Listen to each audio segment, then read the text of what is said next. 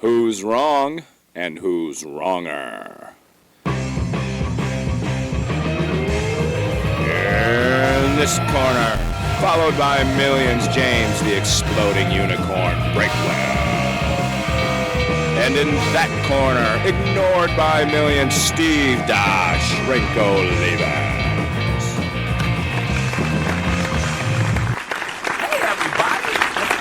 Like you kicked the door open and shone a light in my eyes. Welcome to Wrong and Wronger, the podcast where that guy over there and I argue about things that don't matter to anybody except maybe Judy P's husband. I'm pretty sure, James, even Judy P is getting sick of us by now. Yeah, I think we burned that bridge a long time ago, but that's okay. She made it through more than one episode, which is one more episode than most people make it through, so good for her. Well, welcome and good for all of you for being here. And let me just give you a little layout of how my day has shaped up. So I am interviewing an astronomer from the Harvard Smithsonian Center for Astrophysics. But first, I got to talk to James Breakwell. And James, I'm going to get the bends when I go up to the IQ level of this astronomer. What are we doing here this afternoon? You know what? We are going to have a very important debate that makes whatever astronomy garbage you're talking about seem insignificant by comparison. We are going to debate which is better, shopping in stores or shopping online. And this topic was brought to you by one of our interns, James. We allow our interns to talk during some of these production meetings, and once in a while, we spin gold. You know, we should probably stop letting them talk, though, because they keep getting the numbers wrong. They keep, for some reason, coming back in favor of you, which makes no sense whatsoever. Clearly, we need to impose a rule of silence. I think this week it was because my Facebook people were cut out of it. For some reason, I lost the option to put the Facebook poll, and democracy is being suppressed. If you'll notice the recurring theme for any contest you win, the fewer votes there are, the better you do, the more likely you are to win. So congrats on opposing democracy. Congrats on keeping the voters out of the polls. I don't know why you're like this, but hey, take the wins however you can get them. I just keep on winning. That's all I know. What happened with the Facebook poll option? I have no idea. Facebook doesn't send me updates on what they're doing. I just went to put up the poll, and the option wasn't there. And I scrolled through it for like 3 minutes, and I was like, well, that's all the more time this podcast is worth to me, so I just posted it without. And that was that. You put in a full 3. I'm proud of you, man. That's like one round in boxing. That's not bad. It was kind of exhausting. Not going to lie, I will not make that mistake again. So in stores or online, and I'm fairly certain you and I both have extensive experience in both arenas, but before we step into that ring, notice the theme there, James, we have to compliment each other. And as you know, this is the one beacon in my week, and it is drab and dreary, and we had a tornado this morning in Nashville, but I survived it. I clung wearily to a post thinking, all I have to do is make it through to Breakwell's compliment, and then all of this misery will go away. Well, I would like to compliment you for surviving God's attempt to kill you. Clearly, this tornado was focused specifically on you. Had you been out in the middle of, a field somewhere, it would have been much better for the city of Nashville. But hey, there was some collateral damage. As for why God hates you, you and I both know. I mean, we don't even need to get into that at this point. But let's just say when you get up to the pearly gates someday, St. Peter's going to start playing episodes of Wrong and Wronger, and there is no chance you're getting in. It'll be like defending your life with Albert Brooks. They just put the tape in the machine and let it run, and there is no more question about what's about to happen. Well, James, God may hate me, but the devil loves you. So take some comfort in that. I compliment you on your relationship with the Dark Lord because, James, as I read this week, your house is haunted, and it extends into Tuesday, today. What is going on with the Breakwell residents? Well, my 5-year-old, who was sick on Thursday, Friday, and Saturday, then was healthy Sunday and Monday, was sick again today. And she tried to not go to school this morning, and she wasn't warm, and everything was fine. Like, she figured out if she says she feels bad, she doesn't have to go to school. And that's a dangerous knowledge for a small child to have. So now she always says she doesn't feel well, and we just kind of never believe her. But this time in the middle of the day, she told the teacher she didn't feel well, and they took her temperature, and it was slightly elevated. Now she's bounced for at least a full day. So props to her for beating the system. She's probably never going to have a full day of school again. I think she's figured out how to artificially raise her temperature. Maybe she wraps some towels around her head or something. I don't know. But I think I'm going to be missing pretty much everything from now on. I think I'm just going to be here running a sick ward in my house. Yeah. Well, and you are not immune. Yes. From the virus or bacteria either. I have come down with it twice now. It is never leaving this house. I don't even fear the coronavirus because we've got whatever this is, and it's just bouncing around from person to person to person. And by the time it works its way through the last break well, it's evolved enough to go back and hit the first break well again. So yeah, this is just gonna be our lives now. It'll be the house of perpetual sickness. So I'll go ahead and put the quarantine sign on the door now, just to keep everybody else safe.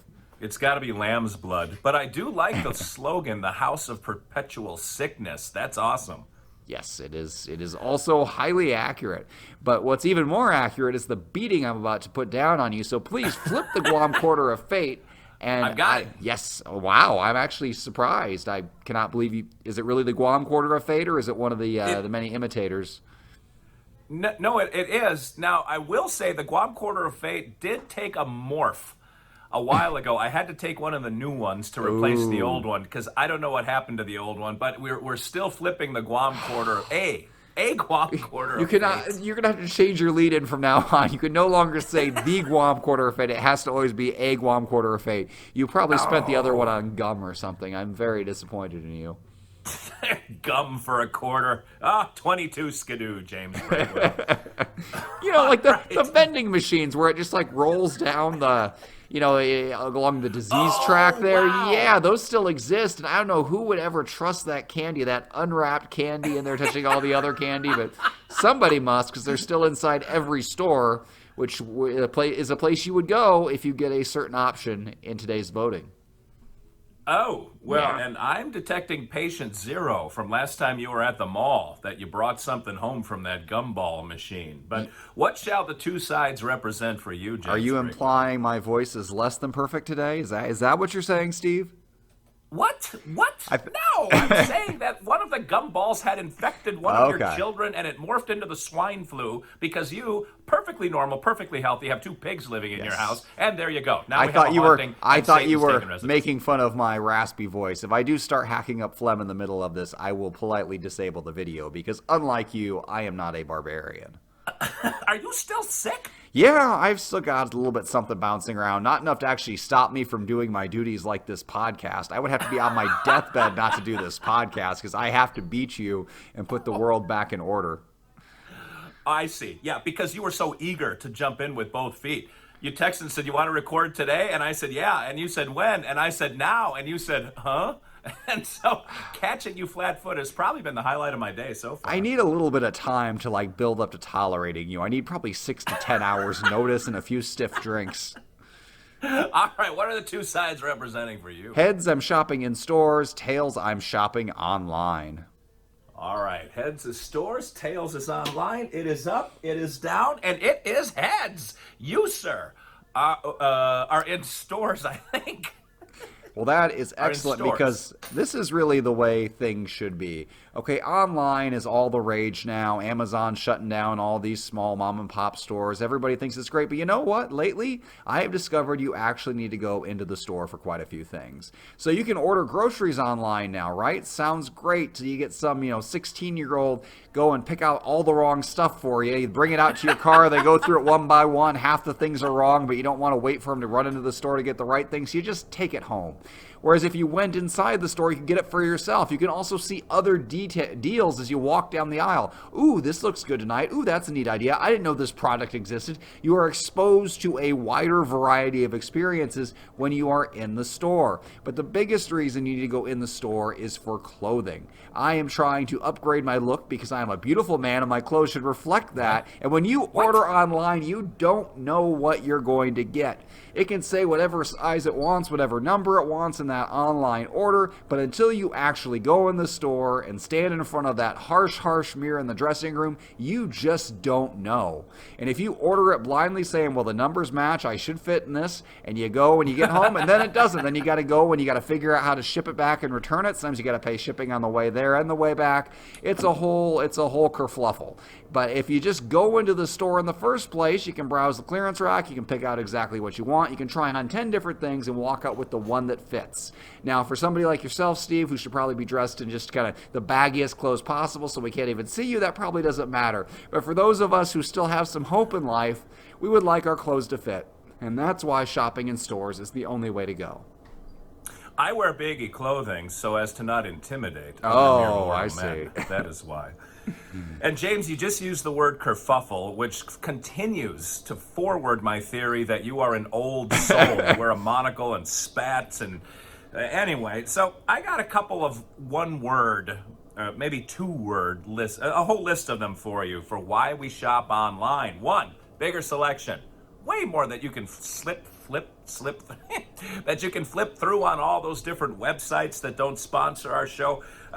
Better prices. There's probably coupons all over the place. I had a prescription a while ago. I went and the girl asked if I had insurance. I said, no, I'll just pay for it. And she said, it's $90. And I said, well, let's not be so hasty. And she said, wait, do you have this particular app? And I said, I do not. And she let me use hers and it dropped it down to $30. So better prices, you got coupons all over the internet, better selection, free shipping now. That has become a trend, and there, very few things in life better than that, aside from sliced bread. I prefer sliced pizza, frankly. But also, like on the negative, flat tire, screaming kid, forgotten list, all the reasons you don't want to venture out. A tornado, how's that? If you were out shopping at 1 o'clock this morning in Nashville, you regretted it because your car was in Wichita when you came out of the store. And one last word, James, underpants. That you can shop in your underpants, just sitting in the recliner with a dog on your shoulder and a phone in your hand. James, I can't think of any better life than that. I can think of a better life, getting out of the house. If you had 4 kids and 2 pigs and a dog, you would want to get outside sometimes too. I don't need another excuse to be stuck in here with them. I can just tell everybody, hey, I need to go try on some clothes. I can't do this on the internet. This has to be done in the store. And then I just take off and I may or may not return. That's why growing up, my mom used to love going out shopping by herself. I never understood it. She didn't need things. She just needed to get away from us. That was the whole reward. That was the whole point. You know how many mothers and fathers would have a nervous breakdown if they couldn't go to the grocery store for an hour while their spouse watched the kids? It is our lifeline, Steve. Why are you trying to take it away? Do we really need another excuse to be shut-ins? And if you ever work from home, which I guess you have an office, but once you start like really doing more work from home, after a while you'll take just about any excuse to get out. And if you work from home and shop from home and you order DoorDash and whatever else, I mean, you can get to the point where you never have to leave your house. You really do become a shut-in, and it isn't pretty. I mean, I guess you can probably see the effects of that if you can simulate the effects of that if you look in the mirror. I know you're actually out and about, but your haggard expression in general, just unappealingness, that's kind of what I envision the average person who stays inside all the time would look like. We don't want to be a world of Steve Olivas's. We want to be a world of James Breakwell's. Let us go out into the world. Let us buy things that fit. Let us buy things that we can touch with our hands in the store and experience firsthand. Let us be happy, Steve. Oh, hey, sorry, man. I caught a quick nap during that. Well, I don't know whatever you said, James, but I'm going to walk out of this nap thinking if I look like you, I would want to spend more time indoors because it would spare me the humiliation of... Are you just shaking while I'm talking now? I was getting out the dice. I want to end this as quick as possible. I wasn't going to wait for your cue. I just went and got it. However, I didn't do that to drown you out, which would definitely improve the listening experience for this podcast. It is this level of respect that I have come to expect every week. I didn't want to use expect. It sounds too much like respect. But, James, what are the numbers so that people, very few of them, in fact, yet all of them, calibrated properly, can take to vote for me? If you would like to vote for James and shopping in store, vote for... I rolled a 00. Is that 100 or is that... No, that is James Breakwell. Let's call that 100. It's a scale of 1 to 100, so I suppose 0 shouldn't be an option. So. Oh, you may not have that option on Twitter, right? I think I do. I think I can put whatever number... I mean, I put toast in there. There's no limit on what you can put in those fields. If you want to vote for James Breakwell and staying in stores to shop, vote for 100. Right, if you want to throw away your vote with Steve and go online shopping, vote for 53. And if you want to also throw your vote away for the non-option, vote for 34. All right. right. All you folks need to keep in mind is that 53 is infinitely higher than 0. An infinite number of times higher to the exponents and that little exclamation part. God, I have to interview an astrophysicist, James. I have to get on with my... Wait, an astronomer. I don't know. I'm going to talk about relationships between a Sagittarius and a Gemini. There you if those go. can work. But in the meantime, boy, thank you for bearing with me with all of that enthusiasm just for those 30 seconds. Until next week, when you two can experience some of the dystopian afterglow of this show, whenever we shut it down, it just feels good when the pain stops. You can tune in again, but until then, this is Steve Ali, this Dr. Steve for James, the Exploding Unicorn Breakwell, saying thanks for watching, thanks for listening, and remember, 2 wrongs can make a right.